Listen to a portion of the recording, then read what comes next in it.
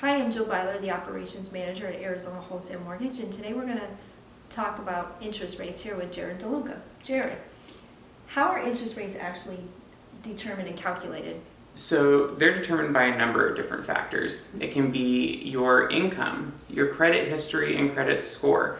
They can be determined by the amount of money that you're putting down on a home, and they can be determined by factors that are completely out of your control, such as economic factors and the Federal Reserve.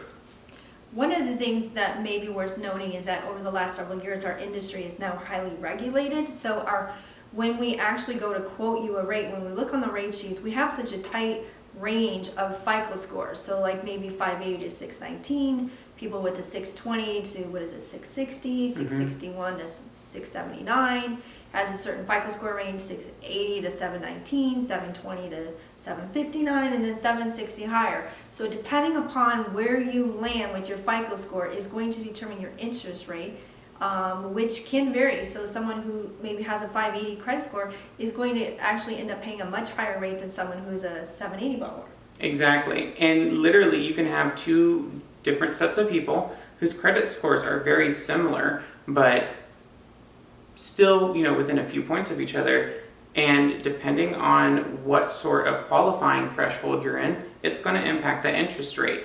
And that confuses a lot of people when they're going through the process, because we all know somebody who's purchased a home or refinanced a mortgage, and we hear about the interest rate they got and what they're paying, and we think, oh, well, why can't we get the exact same thing?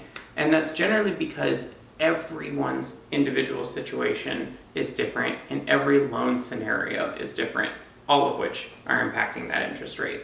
Right, so the most important thing I would say from this is clean up your credit prior to obtaining the loan. Pay off your collection items if you can. Pay off your credit card debts completely. Have a zero balance. Don't make a minimum payment. Don't pay. Another thing a lot of people do is they don't pay on time.